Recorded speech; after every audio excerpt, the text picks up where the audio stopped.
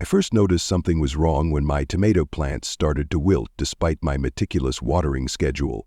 The pressure in my garden hose had dropped significantly, and I couldn't figure out why. Standing there in my backyard, watching the pathetic trickle of water failing to reach my beloved vegetable garden, I felt that distinct sensation of something being off. Like when you walk into your home and can tell someone's been there. If you're reading this and nodding along, drop a comment about where you're experiencing this from. I'm curious if suburban water theft is as common as internet forums suggest. At first, I chalked it up to municipal water issues. Maybe there was maintenance happening somewhere down the line, or perhaps my pipes were finally showing their age. But when I checked my water meter, what I found disturbed me more than I expected. It was spinning far faster than my minimal usage could explain. My name is Thomas Reed, Tom to my friends, and at 42 I'd spent the last decade cultivating a peaceful existence in Oak Ridge Estates, a quiet suburban neighborhood where most residents respected the unwritten rule of suburban life.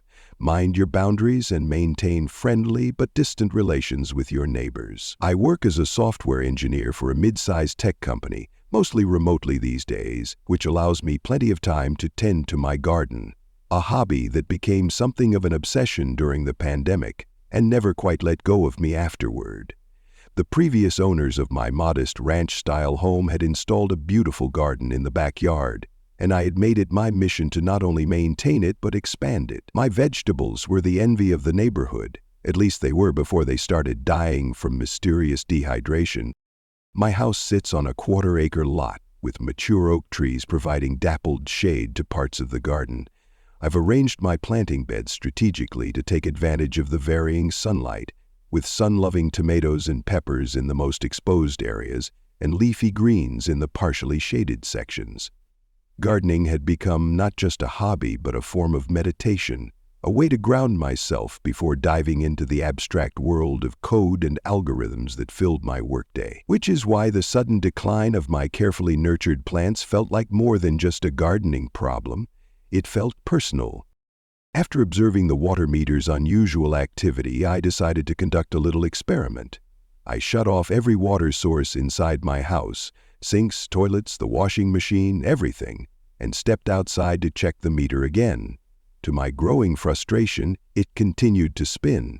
Something, or more accurately, someone, was using my water without my knowledge or permission. I'm not typically a suspicious person, but I've always been methodical, a trait that serves me well both in coding and in solving everyday problems. So I began to investigate, following the water line from my house around to the garden, and then along the fence that separated my property from my newest neighbors. The subdivision where I live was built in the late 1980s, with homes spaced just far enough apart to create the illusion of privacy while still fostering a sense of community. Most of my neighbors had lived here for years. The Johnsons on one side had been here even longer than I had, their children now grown and moved away, leaving them with an immaculate lawn that Mr. Johnson tended with religious devotion. On the other side, however, the situation had recently changed. The previous owners, an elderly couple named the Harrisons, had finally moved to Florida to be closer to their grandchildren, selling their home to a newcomer who had yet to fully integrate into our unspoken neighborhood rhythms. Rebecca Williams had moved in next door about 3 months ago, early 30s, marketing executive for some company downtown. She was friendly enough during our few interactions, but there was something about her that struck me as slightly off-center. She seemed to operate under the assumption that rules were flexible suggestions rather than firm boundaries. I'd noticed small things: her trash cans left in the street days after collection, her music playing just loud enough to be annoying during her frequent weekend gatherings, her dog occasionally wandering unleashed into my yard. Nothing worth confronting her about directly, but enough to establish a pattern of behavior that suggested a certain entitlement. Unlike the Harrisons, who had maintained a modest, tasteful landscape of native plants that required minimal watering, Rebecca had immediately embarked on a complete overhaul of her yard. Within weeks of moving in, she had landscapers installing elaborate beds of water-hungry ornamentals, a new sod lawn to replace the Harrison's more drought-resistant grass mixture, and even a small decorative fountain in the front yard. I had wondered idly how she planned to maintain all of this, especially given our region's increasingly strict water conservation guidelines due to recurring drought conditions over the past few years. Now, as I followed my water line, I began to suspect I was about to discover her solution. As I followed my water line along our shared fence, I discovered something that made my blood pressure rise in tandem with my water bill. A cleverly concealed splitter attached to my outdoor spigot, with a garden hose snaking under a loose board in the fence toward Rebecca's yard. The hose was currently disconnected, but the setup was unmistakable. Someone, and I had a pretty good idea who, had been helping themselves to my water supply whenever they thought I wasn't looking. In that moment, standing there with the evidence literally in my hands, I felt a curious mixture of vindication — I wasn't going crazy after all — and violation. Someone had been essentially stealing from me for who knows how long. The splitter was a high-quality model, the kind sold at specialty garden centers rather than big-box stores. This wasn't some impulsive makeshift solution. This was a deliberate installation by someone who knew exactly what they were doing.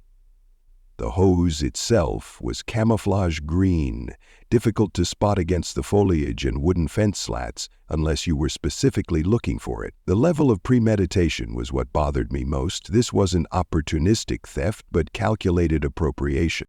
I'm not confrontational by nature. My first instinct was to simply remove the splitter and pretend I hadn't seen anything, to avoid the awkwardness of accusing my neighbor of theft.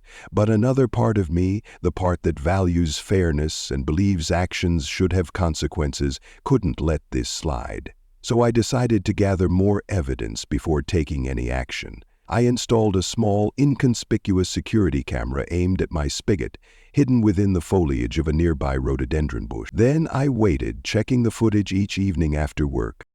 The camera was battery-powered and connected to my home Wi-Fi, allowing me to view recordings remotely through an app on my phone. I positioned it carefully, making sure it had a clear view of the spigot while remaining hidden. Then I went back to my normal routine, outwardly acting as if nothing had changed. I even made a point of mentioning within Rebecca's earshot that I would be working from the office for the entire next day, giving her the perfect opportunity to use my water while she thought I was away. It didn't take long to confirm my suspicions. The very next day, while I was supposedly at the office, I was actually working from home, but had deliberately parked my car in the garage to create the impression of absence. My camera captured crystal-clear footage of Rebecca sneaking into my yard, connecting her hose to my spigot via the splitter she'd installed, and turning on the water. She then casually walked back to her yard, where I could partially see her watering her newly installed landscaping, plants that looked suspiciously similar to my own carefully curated selections. The footage made my jaw clench. She hadn't even bothered to ask if she could borrow my water. She had simply taken it, as if it were her right. The worst part was the casual confidence with which she moved through my property. There was no hesitation, no furtive glances to check if she was being observed, just the relaxed movements of someone who felt completely entitled to what she was doing. She had even brought a small pair of garden shears with her, which she used to trim back some of my plants that were partially obstructing her path to the spigot. The audacity of not only stealing my water but actually modifying my garden to make her theft more convenient left me momentarily speechless as I watched the footage. My first attempt at resolution was civil, as I believe most conflicts should begin that way. I left a polite but firm note attached to the spigot. "I'm aware someone is using my water without permission. Please stop. Your neighbor, Tom." I thought this would be enough, a gentle acknowledgement that I knew what was happening without direct confrontation. But when I checked my camera footage the following day, I watched in disbelief as Rebecca read the note, rolled her eyes, crumpled it up, and proceeded to connect her hose anyway. This level of disregard struck me as almost impressive in its audacity. I reviewed the footage several times, trying to understand the mindset that would allow someone to so blatantly ignore a reasonable request. The casual dismissal of my note, coupled with her unhurried movements as she watered her ornamental flowers, hardly an emergency use, confirmed that this was simply a case of someone who didn't believe rules applied to them. It was a personality type I'd encountered occasionally in my professional life, people who viewed consideration for others as optional at best and as weakness at worst. So I progressed to the next logical step, direct conversation. I waited until I saw her in her front yard one evening and walked over, introducing the topic as casually as I could manage. "Hey, Rebecca, I wanted to talk to you about something. I've noticed someone's been using my water spigot in the backyard. My water bill has gone up significantly and I'm hoping we can resolve this." I kept my tone friendly but firm, giving her the opportunity to acknowledge her actions and perhaps offer to compensate me for the water she'd used. Instead, she looked at me with a mixture of amusement and dismissal that made my skin crawl. "Oh, Tom, don't be so uptight. It's just a little water," she said with a laugh that contained not a hint of genuine humor. "We're neighbors, right? Neighbors help each other out." The way she emphasized neighbors made it sound like an accusation, as if I was the one violating some unwritten code by objecting to her theft. "Besides, I only use it when you're not home, so it's not like you need it then." Her logic was so flawed, so entitled, that for a moment I was speechless. By the time I gathered my thoughts to respond, she was already walking back into her house, effectively ending the conversation on her terms. I stood there for a moment, processing what had just happened. It wasn't just that she had admitted to taking my water, it was her complete lack of remorse or even basic understanding that what she was doing was wrong. In her worldview, resources that weren't being actively used by their owner were apparently fair game for anyone to take. I wondered briefly if she applied the same logic to other aspects of life. Would she borrow a car that was parked for the day, or help herself to food from an unattended picnic? The thought was both amusing and disturbing. At this point, I was genuinely perplexed about how to proceed. I considered reporting the theft to the homeowners association or even the police, but both options seemed likely to create more drama than resolution.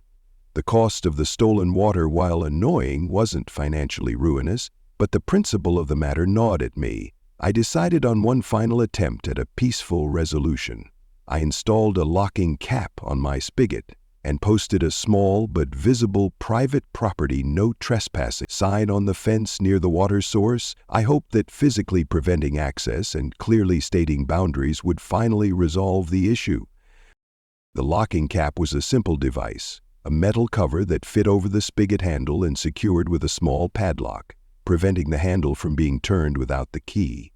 As I installed it, I felt a mixture of satisfaction at finding a practical solution and disappointment that such measures were necessary. Part of me still hoped that Rebecca would see the lock, realize I was serious about this boundary, and find another solution for her water needs, perhaps by actually paying for her own water usage like everyone else in the neighborhood. I should have known better. 2 days later, I returned from an actual day at the office to find my locking cap broken, the pieces scattered deliberately across my garden as if to send a message, and my water once again flowing to Rebecca's yard.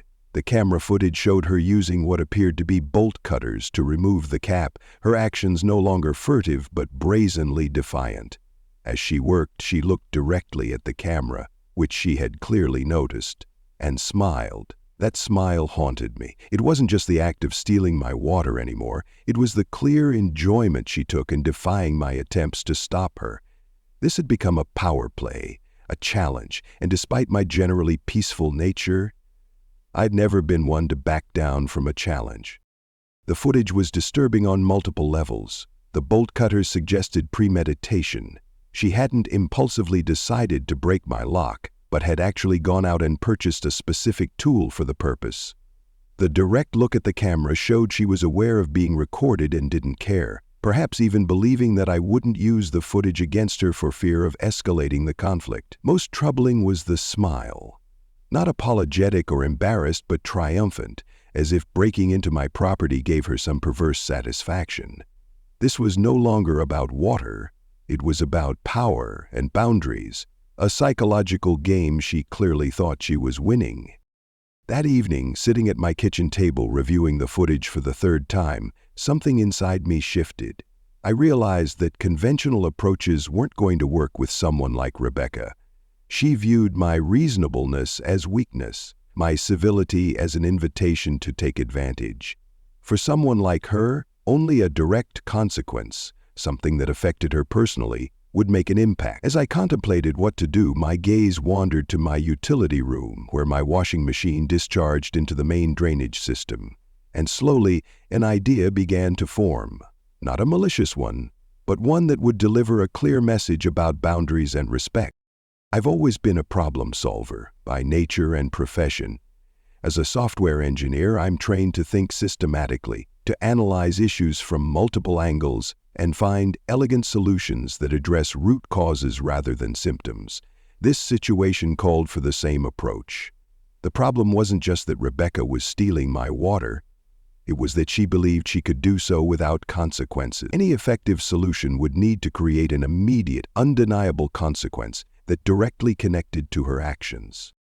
With my background in engineering, I understood systems, how they work, how they connect, and most importantly, how they can be temporarily modified. Over the next few days, I designed what I came to think of as my educational recirculation system.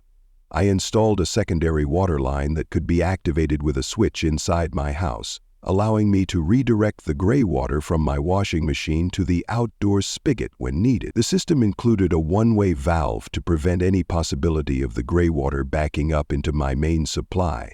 When not activated, the spigot would function normally with clean water. It was, if I do say so myself, rather ingenious. I took care with the design to ensure it was both safe and reversible. The gray water from a washing machine contains detergent, fabric softener, and the dirt from clothes. Unpleasant to encounter unexpectedly, but not harmful for brief skin contact or even to plants in diluted amounts. I also made sure the system could be completely bypassed when not in use, allowing me to use my spigot normally for my own gardening needs. I waited for the perfect opportunity to implement my lesson, which arrived sooner than expected. The following weekend, I noticed unusual activity in Rebecca's backyard. She was setting up for what appeared to be a substantial gathering. Canopies were erected, tables and chairs arranged, and a portable pool was being filled with my water, as my utility meter and camera footage confirmed. This pool was the final straw. The amount of water required to fill even a modest portable pool was significant, and the brazenness of using my supply for such a purpose left me seething. As I watched her preparations from my kitchen window, I made my decision. Today would be the day Rebecca Williams learned about consequences. From my vantage point, I could see that this wasn't going to be a small, intimate gathering. Rental tables were being delivered and set up across her backyard, a professional-looking sound system was being installed, and catering trays were being carried in through the side gate. This appeared to be a significant event, perhaps a birthday or work celebration with considerable planning and expense involved. The irony wasn't lost on me that while Rebecca was willing to spend what must have been hundreds if not thousands of dollars on this party, she still felt entitled to steal perhaps $20 worth of water from me rather than pay for it herself. It spoke volumes about her character and reinforced my determination to proceed with my plan. I monitored her party preparations throughout the morning, noting when she connected her hose to my spigot to begin filling her pool. Once I confirmed the connection was established, I calmly walked to my utility room and flipped the switch that activated my special modification. Then, I started a load of laundry using the strongest smelling detergent I owned, plus a generous amount of fabric softener for good measure. With the system engaged, the soapy gray discharge water from my washing machine would now flow directly to the spigot Rebecca was using, rather than into the drainage system. I returned to my kitchen window and waited, a cup of coffee in hand and a strange sense of calm settling over me. I chose the contents of my laundry load carefully. Old towels that wouldn't be damaged by extra detergent, allowing me to use nearly triple the recommended amount. I selected a brand known for its powerful fragrance, one that advertised its strong scent as a positive feature. To this I added the maximum amount of fabric softener, also heavily scented, creating a potent mixture that would be impossible to ignore. The results exceeded my expectations. About 20 minutes into the pool filling process, I noticed the water in Rebecca's pool beginning to develop a distinctly grayish tint, with bubbles forming across the surface. Despite this, she seemed not to notice immediately. Busy as she was with other party preparations, it wasn't until one of her early arriving guests, a tall man in expensive-looking casual wear, pointed toward the pool with a confused expression that Rebecca turned her attention to the increasingly murky water. Her reaction was everything I had hoped for: shock, followed by confusion, followed by the dawning realization that something was very wrong with her water source. The metamorphosis of the pool water was truly remarkable to witness. What had started as clear water gradually transformed into something that resembled a giant tepid bath, murky, bubbling, and emitting an overpowering artificial floral scent that I could detect even from my kitchen window. The bubbles weren't small or subtle. They were the luxurious, abundant kind that form when you use excessive amounts of soap, creating a layer of foam that began to drift across the surface of the pool in irregular patches. As more gray water pumped in, the foam increased, occasionally catching the light breeze and sending small, sudsy clouds floating across Rebecca's carefully arranged party setup. The commotion that followed was both vindicating and, I must admit, rather entertaining. Rebecca rushed to inspect the pool, then followed the hose back to its source, my spigot. By the time she reached the fence line, I had already shut off the gray water system and returned the spigot to its normal function. When she turned the water on to test it, it ran clear as crystal. Her confusion was evident even from a distance, her gestures becoming increasingly animated as she attempted to understand what had happened. I considered this moment carefully, weighing whether to reveal myself or remain anonymously behind the scenes. In the end, my desire for closure won out. As I watched her test the water, I could almost see the gears turning in her mind, trying to process what had happened. She filled a clear plastic cup with water from the spigot, holding it up to the light and examining it with furrowed brows. She sniffed it, finding nothing unusual. She even took a small, cautious sip, confirming it was regular tap water. Her expression cycled through confusion, suspicion, and frustration as she tried to reconcile the normal water now flowing from the spigot with the soapy disaster in her pool. I stepped out into my backyard, making my presence known with a casual wave.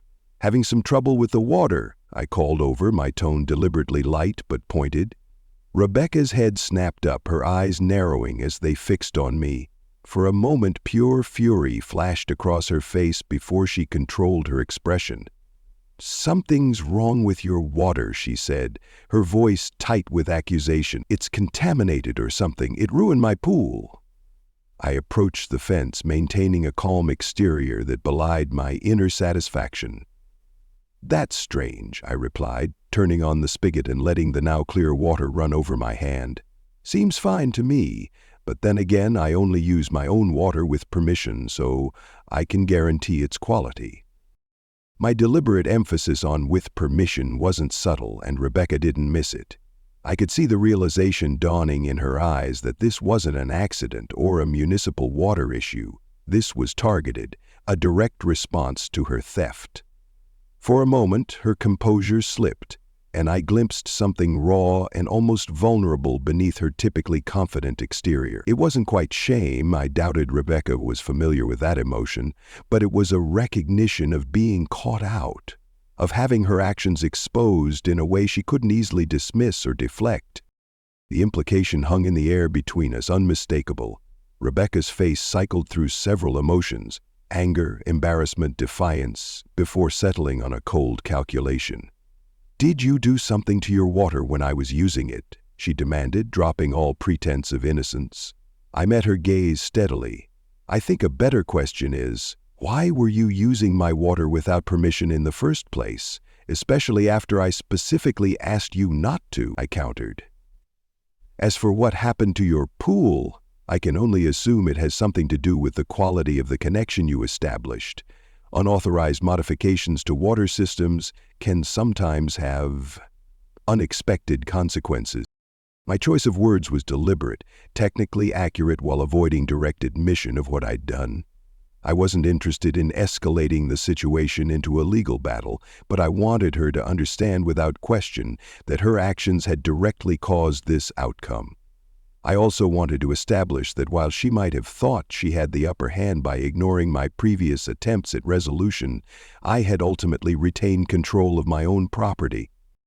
Rebecca's party was effectively ruined. The pool was unusable, filled with sudsy gray water that smelled strongly of laundry detergent. Her early guests, witnessing our confrontation and quickly grasping the situation, made awkward excuses and departed. Others, arriving to find a hostess in a state of barely controlled rage and a party clearly not happening, turned around without even getting out of their cars. By mid-afternoon, Rebecca's backyard was empty save for the sad, contaminated pool and the scattered remnants of party preparations. The aftermath was particularly poignant.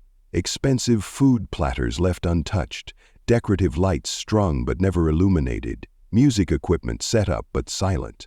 Rebecca had clearly invested significant time and money into this gathering, only to see it collapse because of her unwillingness to respect basic boundaries. As I observed her moving dejectedly through her yard, occasionally stopping to stare at the ruined pool with a mixture of anger and defeat, I felt a momentary twinge of sympathy. It dissipated quickly when I reminded myself that this entire situation could have been avoided if she had simply asked permission, or better yet, used her own water like everyone else in the neighborhood. I expected retaliation, perhaps a confrontation later that evening or some form of escalation, but what happened instead surprised me. Around 7 p.m. as I was preparing dinner, my doorbell rang. When I opened it, Rebecca stood there, her earlier rage replaced by a composed, almost professional demeanor. "We need to talk," she said simply. I invited her in, curious about this unexpected development. We sat at my kitchen table, an oddly formal setting for what had become an intensely personal conflict. For a moment, neither of us spoke, the ticking of my wall clock the only sound in the room. Her appearance was markedly different from earlier. The casual party clothes had been replaced with a crisp blouse and tailored pants, as if she had deliberately dressed to convey seriousness and authority. Her hair was pulled back, her makeup refreshed, erasing any evidence of the stressful afternoon. It was a presentation calculated to regain control of the situation, to shift from the embarrassed party hostess to someone to be reckoned with. "You contaminated your water supply on purpose," she finally said. It wasn't a question, but a statement of fact. I saw no reason to deny it. I redirected my washing machine's gray water to the spigot you were illicitly using, I confirmed. Nothing toxic or harmful, just soapy water. Perfectly legal modification to my own plumbing. Rebecca nodded slowly as if she had expected this answer. "I could make trouble for you over this," she said, though her tone lacked conviction. "You could," I agreed. "But then I would be forced to share the extensive video evidence I have of you trespassing on my property, damaging my equipment, and stealing my utilities. Which would be more troublesome, do you think?" I kept my voice even, maintaining eye contact as I laid out the reality of our situation. This wasn't a threat but a simple statement of facts. We both had leverage, but mine was considerably stronger from both a legal and ethical standpoint. I had documentation of her repeated trespassing, property damage, and theft, while she had at best a questionable complaint about me modifying my own plumbing system. The standoff lasted only a few seconds before Rebecca's shoulders slumped slightly, not in defeat exactly, but in recognition of a stalemate. "Look, I didn't think it was that big a deal," she said, her voice softer now. "It's just water, and I only used it when you weren't using it." I shook my head, still amazed at her logic. "It's not about the water itself, Rebecca. It's about respect for boundaries and personal property. You didn't ask, you took. When I asked you to stop, you ignored me. When I tried to prevent it physically, you damaged my property. Those aren't the actions of someone who didn't think it was that big a deal. Those are the actions of someone who simply doesn't care about others' boundaries." As I spoke, I realized I was articulating something that went beyond our specific conflict. a philosophy about community living that I deeply believed in but had never fully expressed. In small neighborhoods like ours, peace depends on mutual respect and clear boundaries. It's not just about following rules or laws. It's about the everyday consideration that allows people with different lives and priorities to coexist comfortably. My words seemed to hit home in a way that surprised me. For a brief moment, something like genuine reflection crossed her face. "I'm not used to people standing up to me," she admitted, and I believed her. People like Rebecca often go through life unchallenged, their minor transgressions tolerated because confrontation is uncomfortable. "Well," I replied, "now you've met someone who will. So where do we go from here?" She considered this for a moment. "I'll pay you for the water I used," she offered, reaching for her purse. I stopped her with a gesture. "I don't want your money. I want your respect, not just for me, but for everyone's boundaries. That's the only acceptable resolution here."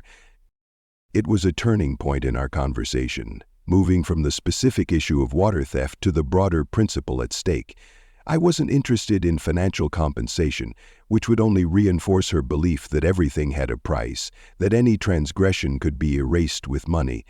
What I wanted was something more fundamental, a recognition of boundaries, a commitment to respect the unwritten social contract that makes peaceful coexistence possible. In the end, we reached what I would call a cold peace. Rebecca agreed to cease using my utilities without permission and to replace the locking cap she had destroyed. In return, I agreed not to share the evidence of her actions with the homeowners association or other neighbors. It wasn't a warm reconciliation.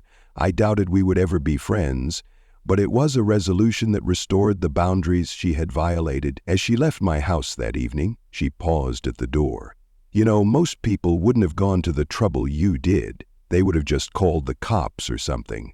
I shrugged. "I'm not most people.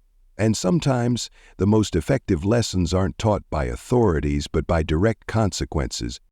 Her comment stayed with me after she left. She was right in a way. Most people would have either tolerated the theft to avoid conflict or immediately escalated to official channels. Few would have taken the time to design and implement the kind of precisely targeted response I had created. I wondered briefly if my solution revealed something unusual about my character, a willingness to invest significant effort in addressing a relatively minor injustice, a preference for personal resolution over institutional intervention. The weeks that followed brought an unexpected change to our suburban dynamic. Word of what had happened somehow spread through the neighborhood, despite our agreement. I suspect one of Rebecca's early arriving guests had shared the story. And I noticed a subtle shift in how neighbors interacted with both of us. With me, there was a new respect, occasionally expressed in knowing nods or comments about not messing with the quiet ones. With Rebecca, there was a newfound caution, a careful maintenance of boundaries that hadn't existed before. She seemed to notice this change too, and to my surprise, adapted to it. Her parties became less frequent and more considerate in terms of noise and timing. Her trash cans disappeared promptly after collection day. Her dog remained leashed during walks. The neighborhood grapevine is a powerful force in suburban communities, capable of transmitting information with remarkable efficiency, if not always accuracy. Various versions of our confrontation circulated, growing more elaborate with each retelling. Whether these changes stemmed from genuine personal growth or simply a pragmatic adaptation to social expectations, the effect on our neighborhood dynamic was undeniably positive. More significantly, I observed her interactions with other neighbors becoming more measured, more respectful. She began asking permission before borrowing items or entering others' property. Small changes that reflected a larger shift in mindset. I wouldn't go so far as to say our conflict had transformed her completely, but it had clearly made an impact. One afternoon, about a month after the pool incident, I was working in my front garden when Rebecca walked by with her dog. She stopped, hesitated, then approached. "My sister's coming to visit next weekend," she said without preamble. "She has kids who would love to see a vegetable garden. Would it be all right if I brought them over briefly to see yours?" "With you present, of course." The specificity of her request caught my attention. not just asking if they could visit, but acknowledging my presence would be expected and appropriate. It was a small but significant adjustment in her approach, recognizing that my property was truly mine and access to it required explicit permission and reasonable conditions. The fact that she had phrased her request this way rather than simply assuming entitlement or access represented real progress from our earlier interaction. The request itself was ordinary, but the fact that she had asked rather than assumed permission represented significant progress. That would be fine, I told her, and I meant it. Saturday afternoon works best for me. She nodded, smiled briefly, and continued her walk. It was a small interaction, but it felt like the closing of a circle, a return to the normal, respectful neighbor relations that should have existed from the beginning. As I watched her walk away, I reflected on the strange journey we had taken from conflict to resolution. Sometimes, I realized, the most important boundaries aren't the physical ones between properties, but the psychological ones between people, the mutual understanding of respect and consideration that makes community possible. That Saturday afternoon was surprisingly pleasant. Rebecca arrived with her sister, a more reserved woman named Claire, and her 2 children, a girl of about 8 and a boy around 10. The children were well-behaved and genuinely curious about the garden, asking thoughtful questions about how long it took various vegetables to grow and why certain plants were positioned where they were. Throughout the tour, Rebecca remained respectfully in the background, allowing the children to engage directly with me and only occasionally adding a comment or question of her own.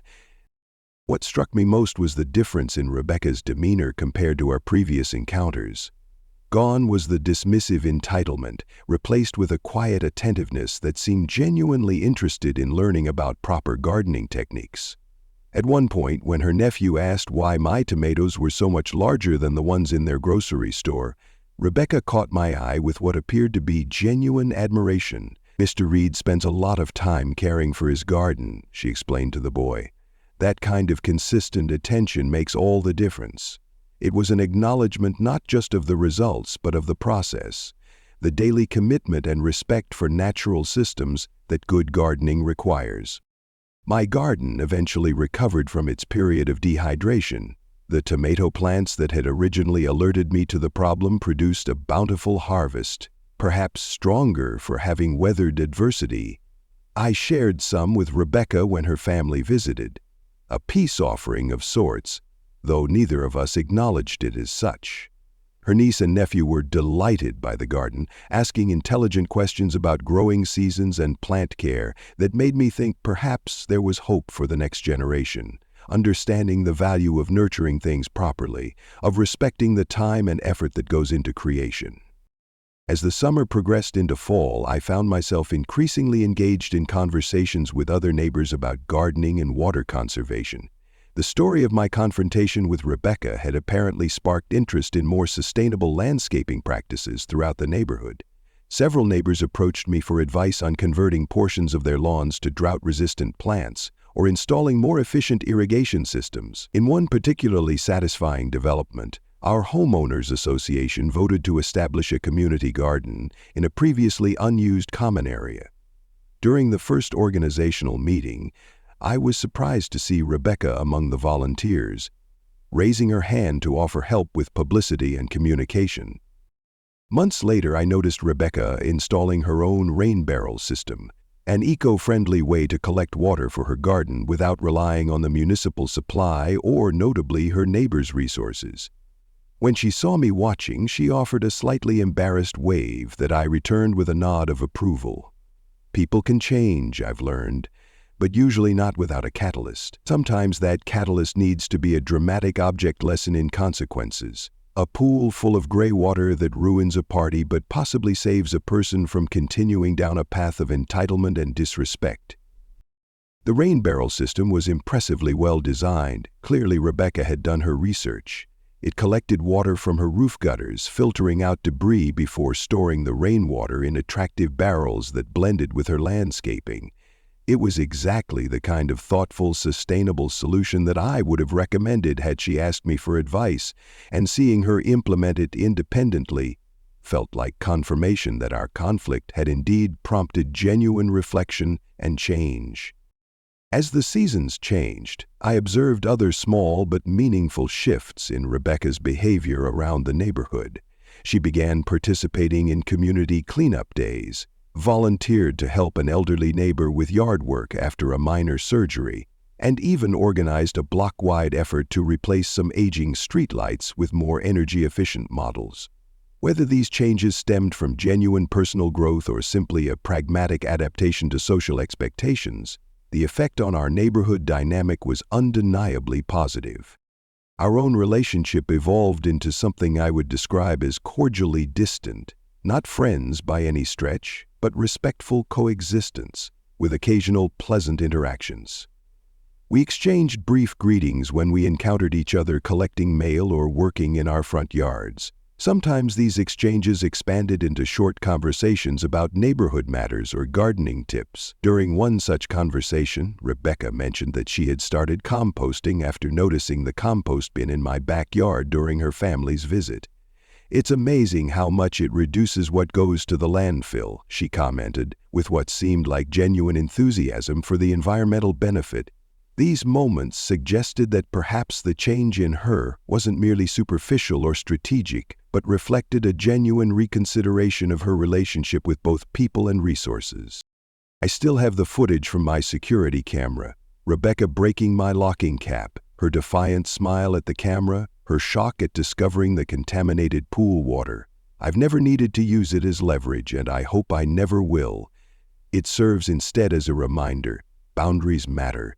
Respect matters, and sometimes the most effective teacher isn't confrontation or authority but cleverly designed consequences that mirror the original transgression. Water, after all, always finds its level, and so, eventually, do people. Looking back on the entire incident from the perspective of several months, I find myself reflecting on the nature of community and conflict resolution. In our increasingly disconnected society, where many people move frequently and never develop deep ties to their neighborhoods, the social enforcement of norms and boundaries has become more challenging. Without the context of long-standing relationships and shared history, conflicts like mine with Rebecca are perhaps inevitable, as different expectations and values collide in shared spaces. What matters, I've concluded, is not preventing such conflicts entirely. That may be impossible, but how we respond to them. Whether we can find resolutions that preserve dignity while establishing necessary boundaries. My approach to the conflict with Rebecca was unconventional, certainly. Some might consider it extreme or even vindictive, but I maintain that it was precisely calibrated to the situation, a response that created immediate, undeniable consequences while avoiding any lasting harm or excessive escalation. Most importantly, it created an opportunity for growth and understanding that might not have emerged from more conventional approaches like legal action or neighborhood shaming. By connecting the consequence directly to the transgression, I made the lesson clear without having to explicitly teach it, allowing Rebecca to reach her own conclusions about boundaries and respect. In some ways, our suburban drama was a microcosm of larger social negotiations. How we balance individual freedom with collective responsibility, how we establish and maintain boundaries in a world where traditional social structures are increasingly fluid, how we respond when those boundaries are violated. These aren't simple questions with universal answers, but the principles that guided my response, proportionality, specificity, and an emphasis on restoration rather than punishment, seem broadly applicable to conflicts at many scales. Perhaps there's something to be learned from backyard disputes about how we might better address larger societal tensions. As winter approached and garden activities wound down for the season, I found myself oddly grateful for the water theft incident, not because I enjoyed the conflict or took satisfaction in Rebecca's embarrassment, but because it had ultimately strengthened our neighborhood in unexpected ways. It had prompted conversations about resources and boundaries that might otherwise never have occurred. It had catalyzed positive changes not just in Rebecca, but in how several neighbors approached their landscaping and water usage. and it had reminded me that communities aren't maintained by passive coexistence, but by active negotiation of shared values and expectations. Sometimes comfortable, sometimes challenging, but always necessary. The last interaction I had with Rebecca before winter fully set in occurred on a crisp November morning as we both retrieved our trash bins from the curb after collection. She paused before heading back to her house, then turned to me with an expression that suggested she had been contemplating something for some time. "You know," she said, her breath visible in the cold air, "that pool incident was probably the most embarrassing moment of my adult life." I wasn't sure how to respond, but before I could formulate a reply, she continued, "But it was also weirdly one of the most important. It made me realize I'd been living like rules were optional if they inconvenienced me.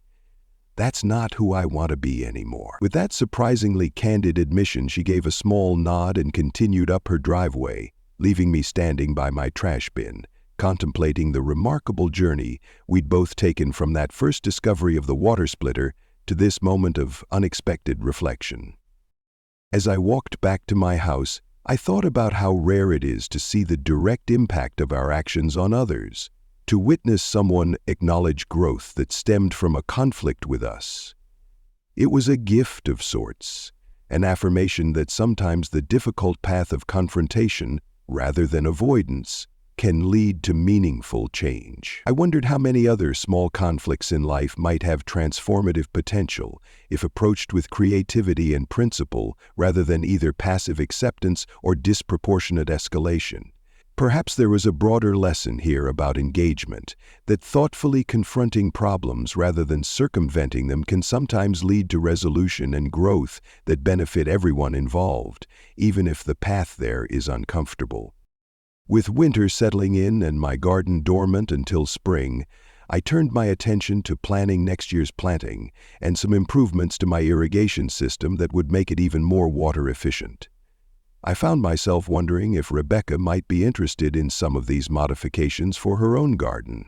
Now that she had demonstrated a genuine interest in sustainable practices, the thought surprised me. Not long ago, the idea of voluntarily sharing gardening techniques with her would have seemed unthinkable. Yet here I was, contemplating initiating exactly that kind of exchange.